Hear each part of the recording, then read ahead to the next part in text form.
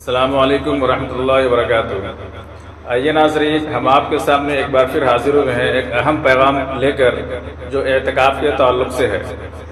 جو ابھی اعتکاف کا ارادہ کر رہے ہیں ان کو یہ جاننا نہایت ہی ضروری ہے، اور یہ پورے امت مسلمہ کو جاننا ضروری ہے جو اعتکاف کی نیت کر چکے ہیں یا اعتکاف ان کو بیٹھنا ہے۔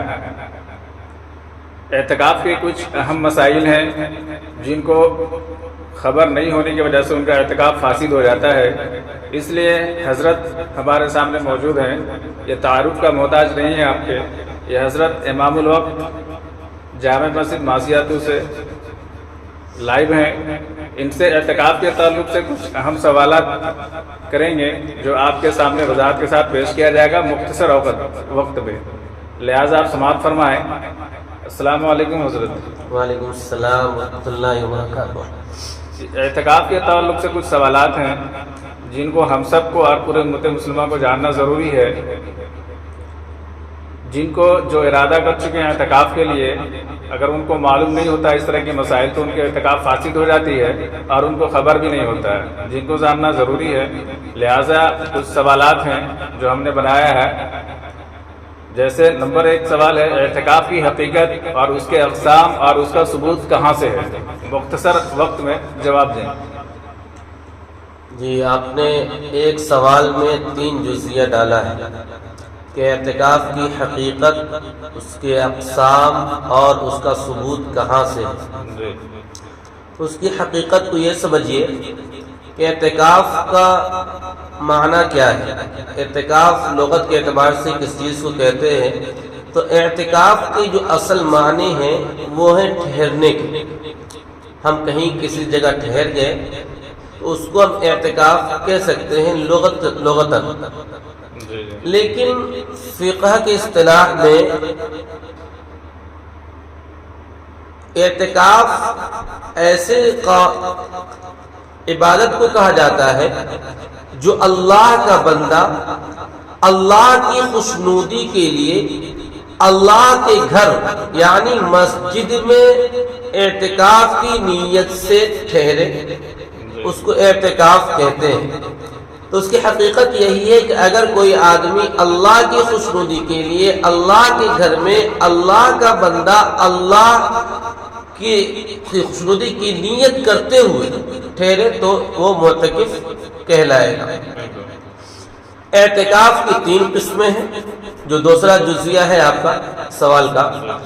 تو اولاً 3 قسمیں ہیں، نفل، واجب اور سنت مؤکدہ علی الکفایہ۔ نفل اعتکاف کبھی بھی کر سکتے ہیں، جس وقت چاہیں، جس انداز سے چاہیں۔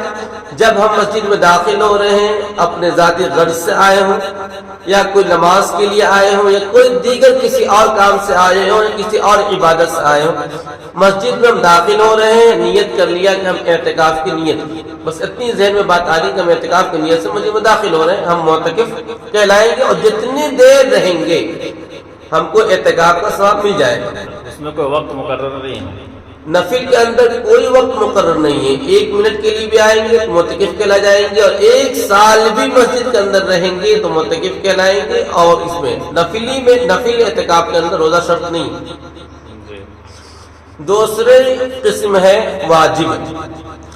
واجب اعتکاف اس وقت ہم پر لازم ہوتا ہے کہ جب ایک انسان یہ منت مان لے کہ اگر میرا فلاں کام ہو جائے گا یا فلاں کی طبیعت خراب ہے وہ ٹھیک ہو جائے، صحت مند ہو جائے، یا میرا کوئی کام پھنسا ہوا ہے وہ نکل جائے، اس طریقے کی کوئی منت مانتا ہے، وہ کام انجام کو پہنچ جاتا ہے، تب یہ اس کے اوپر لازم اور ضروری ہے کہ 2 دن 3 دن 4 دن جتنے دن کی نیت کیا تھا اب اس کے اوپر لازم ہے کہ وہ اعتکاف کرے۔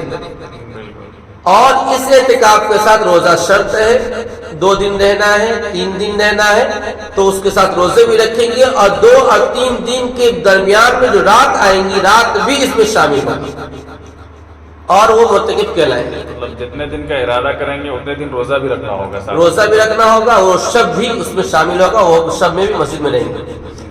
تیسری قسم ہے سنت موقدہ علی الکفایہ، جو سب سے اہم چیزیں ہیں، جس کے تعلق سے ابھی بات چل رہی ہے کہ سنت موقدہ علی الکفایہ کب ہوتا ہے۔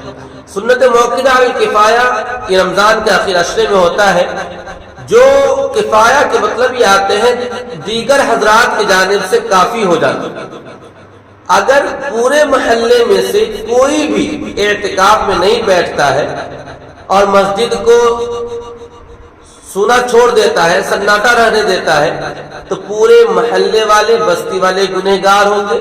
اگر اس کے سبب سے کوئی عذاب نازل ہوگا تو پورے محلے والے اس کی چپیٹ میں آئیں گے، اس کی لپیٹ میں آئیں گے۔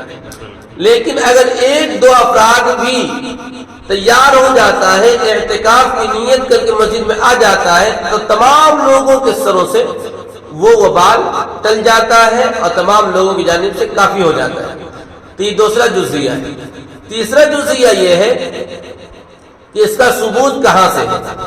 تو اللہ رب العالمین نے قرآن کریم کے اندر فرمایا وَعَهِدْنَا إِلَىٰ إِبْرَاهِيمَ وَإِسْمَاعِيلَ طَهِّرَا بَيْتِيَ لِلطَّائِفِينَ وَالْعَاكِفِينَ وَرُكَّعِ السُّجُودِ، کہ حضرت ابراہیم اور حضرت اسماعیل علیہ السلام سے اللہ رب العالمین معاہدہ کر رہے ہیں کہ آپ بیت اللہ کی تعمیر کر رہے ہیں، اس کو آپ یہ وعدہ کیجئے، معاہدے کے اندر آ جائیے کہ اس کو آپ طواف کرنے والوں کے لیے، رکوع سجدہ کرنے والوں کے لیے اور اعتکاف کرنے والوں کے لیے آپ اس کو پاک کریں گے۔ تو یہاں جو ثبوت ہے کہ طواف کرنے والے بھی ہوں، رکوع سجدہ سے نماز ہے، نماز پڑھنے والے بھی ہوں، اور اعتکاف کی نیت سے جو مسجد میں آتے ہیں ان کے لیے بھی آپ مسجد کو پاک صاف کریں گے۔ اللہ کو اس سے معلوم چلا کہ اللہ کے گھر کو بھی پاک صاف رکھنی چاہیے۔ اللہ کے گھر کو گندا رکھنا اور اس کے اندر کولے کرکٹ ہو، یہ درست نہیں ہے۔ یہ آپ کا تینوں جزیہ کا جواب ہے۔ جی سبحان اللہ۔ دوسرا سوال حضرت ہے کہ اعتکاف کی فضیلت کیا ہے اور اعتکاف کیوں کرنی چاہیے؟ اعتکاف کی فضیلت یہ ہے کہ ایک انسان ہے اپنے بیوی بال بچے کو چھوڑ کر، اپنے کاروبار کو چھوڑ کر ایک ایسی جگہ کو اختیار کرتا ہے جو اللہ رب العالمین کو بے حد پسند ہے۔ حدیث پاک میں آتا ہے احب البلاد الی اللہ مساجدها وابغض البلاد الی اللہ اسواقها، کہ اللہ رب العالمین کو اگر سب سے زیادہ پسندیدہ جگہ کوئی ہے تو وہ مساجد ہے، اور اگر سب سے مبغوض اور ناپسندیدہ جگہ اگر کوئی ہے تو وہ بازار ہے۔ تب ایک آدمی تمام چیزوں سے تعلق توڑ کر کے، سب چیزوں سے برطرف ہو کر کے اللہ رب العالمین کے دربار میں آ کر کے عبادت کرنے کے لیے آتا ہے، تو یہ سب سے بڑی خوشنودی ہے، اس کی فضیلت یہ ہے کہ وہ دیگر معاشیات سے بچ جاتا ہے۔ دوسری چیز یہ کہ نبی پاک صلی اللہ علیہ وسلم نے فرمایا یعتکف العشر الاواخر من رمضان، کہ رمضان المبارک کے آخر عشرے میں اعتکاف کرو۔ اللہ کے نبی جناب محمد عربی صلی اللہ علیہ وسلم نے یہ جو فرما دیا کہ آخر عشرے میں اعتکاف کرو، اس پر عمل کرنا ہمارے لیے ضروری چیز ہو جاتی ہے، تو یہ اس کی لیے فضیلت ہے۔ ایک چیز یہ، دوسری چیز یہ ہے کہ ایک رات اس میں آتا ہے شب قدر کی، جو متعین نہیں ہے، 5 راتوں میں سے تلاش کرنا ہے کوئی ایک رات کون سا ہے۔ تو اگر کوئی آدمی اللہ رب العالمین کی خوشنودی کے لیے اللہ کے گھر میں آتا ہے تو اس کو اس رات کی تلاش کرنے کا مکمل وقت ملتا ہے، اور مکمل انہمام کے ساتھ دنیا سے برطرف ہو کر کے وہ اللہ رب العالمین کے سامنے جھک کر گر گرا کر مانگے گا کہ یا الہ العالمین ہمیں شب قدر نصیب فرما دے۔ اب اگر اللہ رب العالمین شب قدر نصیب فرما دیتے ہیں تو تقریباً 1 لاکھ، جیسے قرآن کریم کے اندر آئے لیلۃ القدر خیر من الف شہر، یہ ایک رات کی عبادت 1000 مہینوں سے بھی زیادہ افضل ہے۔ تو اگر اس کو اعتبار سے اگر کریں گے تو تقریباً 83-84 سال اور 4 ماہ ہوتے ہیں۔ تو اس اعتبار سے ایک آدمی اگر ایک رات پا جاتا ہے تو 84 سال کی عبادت کے برابر اجر ملتا ہے، یہ اس کی فضیلت ہے۔ اور یہ کیوں کرنی چاہیے، دوسرا جزیہ آپ کو یہ تھا تو یہ اللہ کے نبی جناب محمد عربی صلی اللہ علیہ وسلم نے فرمایا جو صاحب شریعت ہے جنہوں نے کہہ دیا کہ ہم اعتکاف میں بیٹھے، اور یہ نہیں کہ امت کو یہ حکم دیا کہ تم یہ کام کرو، بلکہ آقا مدینہ جناب محمد عربی صلی اللہ علیہ وسلم پورے مہینے کا اعتکاف کرتے تھے اور آخر عشرے کا خوب اہتمام کے ساتھ کرتے تھے، اس میں عبادات اور زیادہ ہو جایا کرتا تھا۔ اور یہ معمول ایسا نہیں کہ محمد عربی صلی اللہ علیہ وسلم کی دنیا سے نکلت کر جانے کے بعد یہ ختم ہو گیا، نہیں، بلکہ نبی پاک صلی اللہ علیہ وسلم کو رخصت ہو جانے کے بعد ازواج مطہرات اس کو بڑی پابندی سے کرتے تھے اور آخر عشرے کا اہتمام کرتے تھے۔ تو معلوم یہ چلا کہ اس کو کرنے کی ضرورت اس لیے ہے کہ سنت المؤکدہ الکفایہ ہے، یوں تو کرنے تمام لوگوں کو چاہیے، اگر تمام لوگوں کے پاس اتنی فرصت نہیں ہے، ٹائم نہیں ہے، تو کچھ لوگ بھی تیار ہو کر آ جاتے ہیں تو تمام لوگ یعنی کافی ہو جائے گا۔ اور لیکن آخر میں ایک بات میں ایڈ کر دوں کہ اس میں ضرورت ہے ہر انسان کو اپنے نام اعمال کو درست کرنے کی، اپنے آپ کو جہنم سے چھٹکارا حاصل کر کے جنت کا پروانہ لینے کی۔ ہر آدمی یہ کوشش کرے کہ ہم اعتکاف میں بیٹھیں، اس لیے کہ شریعت نے یہ حکم دیا، یہ عام ہے، ہر کوئی اس میں بیٹھ سکتا ہے اور بیٹھنی بھی چاہیے۔ مطلب آپ کہنا چاہ رہے ہیں کہ شب قدر کو پانا ہے تو اعتکاف کر کے پا سکتے ہیں، یہ ایک آسان راستہ ہے۔ ہاں، شب قدر کو پانے کا آسان راستہ اس لیے بھی ہے کہ ہمارے پاس کوئی دوسرے مشاغل نہیں ہے، بیوی بال بچے بھی ہمارے پاس نہیں ہے جو اس کی ٹینشن ہو، کاروبار کو بھی دیکھنا نہیں ہے، صرف اللہ کو یاد کرنا ہے۔ ظاہر سی بات ہے اللہ رب العالمین وہ توفیق عطا فرما دیتے ہیں کہ شب قدر نصیب ہو جایا کرتا ہے۔ جی، اللہ آپ سب کو توفیق عطا فرمایا۔ حضرت تیسرا سوال ہے کہ آخر عشرہ میں اعتکاف کا وقت کب شروع ہوتا ہے اور معتکف کے لیے حدود مسجد کیا ہے؟ جو جاننا ضروری ہے سبھی معتکف کو، یہ آپ وضاحت کے ساتھ مختصر وقت میں بتائیں۔ آخر عشرے کا جو اعتکاف شروع ہوتا ہے، پہلے یہ سمجھے عشرہ کہتے کسے؟ پہلا عشرہ، دوسرا عشرہ، تیسرا عشرہ ہر مہینے کے اندر ہوتا ہے۔ پہلی تاریخ جو چاند نظر آتا ہے اس وقت سے لے کر کے 10 تاریخ کے غروب آفتاب تک یہ پہلا عشرہ کہلاتا ہے۔ دوسرا عشرہ 10 کے غروب آفتاب کے بعد سے شروع ہوتا ہے اور 20 کے غروب آفتاب تک رہتا ہے، اور تیسرے عشرہ جو اعتکاف کرنی ہے وہ 20 تاریخ کو غروب آفتاب کے بعد اس کا وقت شروع ہوتا ہے الی آخر، جب تک چاند نظر نہ آ جائے۔ چونکہ اگر 29 کا چاند نظر آئے گا تو عشرہ تو ہوگا نہیں، لیکن اکثر حکم میں ڈال کے اس کو بھی عشرہ کہتے ہیں۔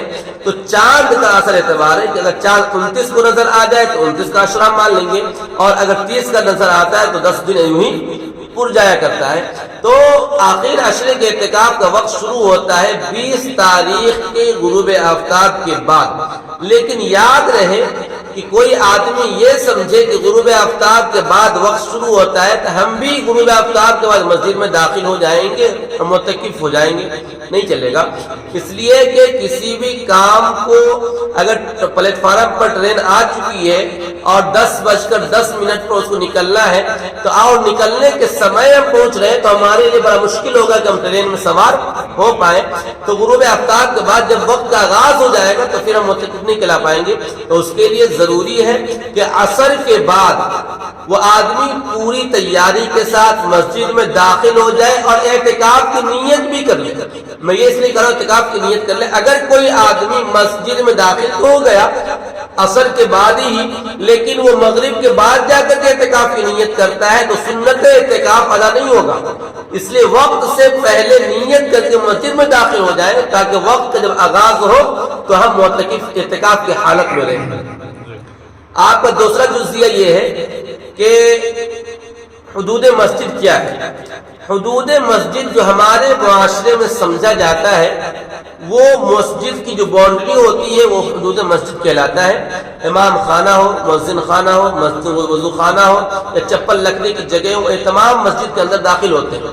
لیکن شریعت کے اصطلاح میں ان تمام چیزوں کو مساجد سے تعبیر نہیں کر سکتے۔ شریعت میں مساجد اس کو کہتے ہیں جب مسجد کی بنیاد ڈالی جا رہی تھی اور بانیان مسجد جو ہے وہ لوگ کہاں تک مسجد کی نیت کی تھی کہ ہم یہاں تک نماز ادا کریں گے۔ میں یہ بات اس لیے کہہ رہا ہوں کہ بعض جگہ ایسا ہوتا ہے کہ مسجد کا جو اندر کا خلا ہوتا ہے جسے مسجد کا پیٹ کہتے ہیں وہ مسجد کی نماز کے لیے ہوتا ہے، اور صحن کا جو حصہ ہوتا ہے 2-3 صف نماز کے لیے ہوتا ہے، اور اس کے پیچھے کا جو حصہ ہوتا ہے اس کو جنازے کی نماز کے لیے مختص کرتے ہیں، تو وہ مسجد کا حصہ نہیں ہے، گرچہ باؤنڈری کے اندر داخل ہے لیکن وہ مسجد کا حصہ نہیں ہے۔ تو اب اگر کوئی آدمی یہ سمجھتا ہے کہ مسجد کے باؤنڈری کے اندر ہے، ہم وہاں بھی جائیں وہاں بھی جائیں وہاں بھی جائیں، تو وہاں جانے سے اس کا اعتکاف فاسد ہو جائے گا۔ اس کو نہ مؤذن خانے میں جانے کی اجازت ہے، نہ امام خانے میں جانے کی اجازت ہے، نہ وضو خانے میں جانے کی اجازت ہے، یہاں تک کہ چپل جہاں پر رکھتے ہیں وہاں پر بھی اس کو جانے کی اجازت نہیں ہے، الا یہ کہ کوئی شرعی ضرورت پیش آ جائے، قضاء حاجت کے لیے جانا ہو، یا کوئی ایسا آدمی نہیں ہے مسجد میں جسے وضو کے لیے پانی منگائے تو وضو خانے میں جا کے وضو بنا سکتے ہیں۔ اسی طریقے سے جو غسل، ہمارے یہاں ایک معاشرہ چل گیا ہوا ہے کہ لوگ آتے ہیں اعتکاف میں تو بھر بھر کر غسل کرتے ہیں، اور مسجد میں نہیں، مسجد کے باہر جا کر کے وضو خانے میں جا کر کے غسل کرتے ہیں۔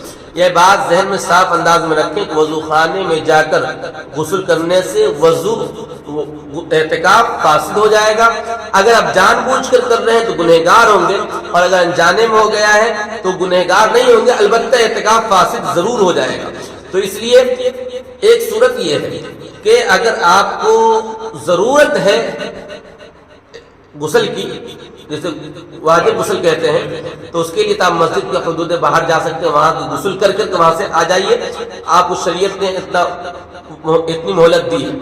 لیکن اگر ٹھنڈی حاصل کرنے کے لیے آپ غسل کر رہے ہیں تو آپ کسی سے پانی منگوا لیں مسجد کے کنارے پر، یا کوئی ایسا ٹب ہو جس میں آپ بیٹھ کر کے غسل کر لیں، وہاں کا پانی مسجد کے صحن میں نہ گرو، مسجد کے فرش کو خراب نہ کرے۔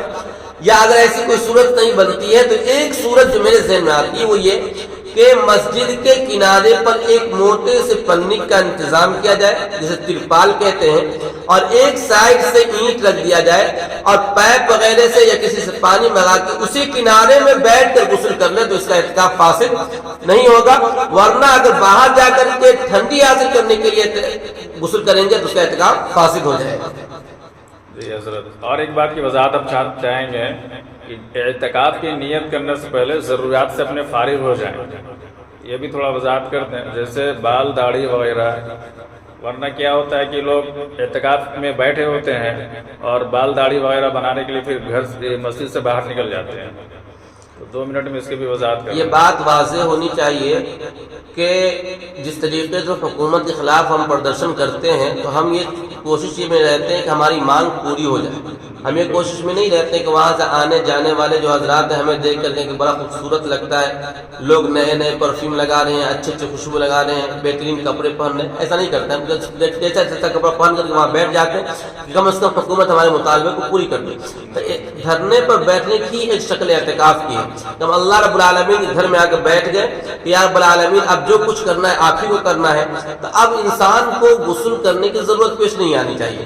اب اسی طریقے سے موج وغیرہ بھر جائے تو گھر جا کر کے بنانا یہ کوئی ضروری چیز نہیں ہے۔ اگر آپ کو زیادہ موچ بھر گیا ہے یا کیا کہتے ہیں چہرے کے، تو اس کے لیے ہے کہ آپ مسجد کے کنارے پر بیٹھ کر کے وہاں اپنے موچ بنا سکتے ہیں، اس کی اجازت ہے، شریعت نے اجازت دی ہے، لیکن اس کے لیے مسجد کے حدود سے باہر نکلیں گے تو اعتکاف فاسد ہو جائے گا۔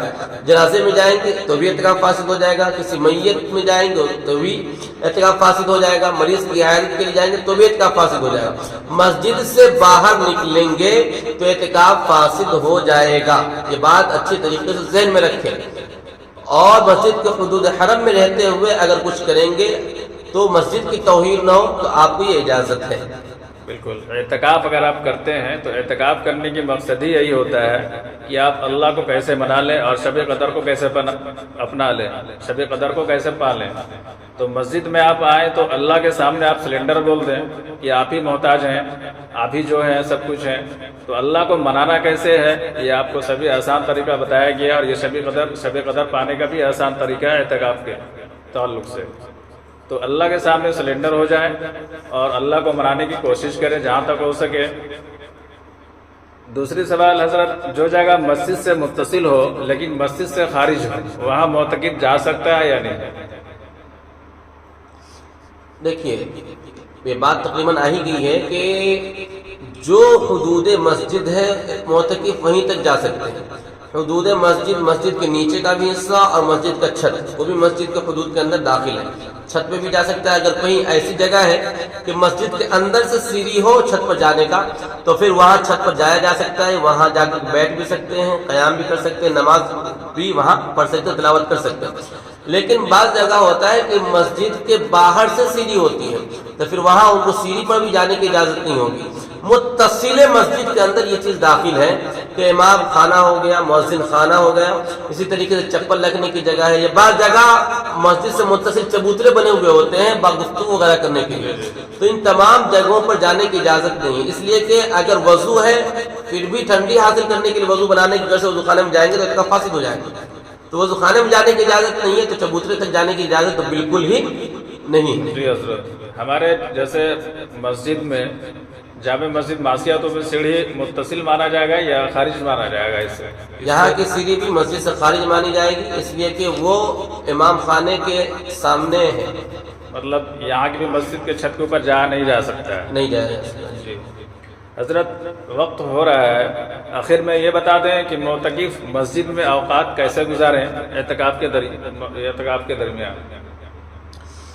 دیکھیے، معتکف جو ہوتے ہیں وہ اعتکاف کی نیت سے بیٹھتے ہیں تو اس میں جہاں تک ہو سکے اللہ رب العالمین کی عبادت کرنی چاہیے.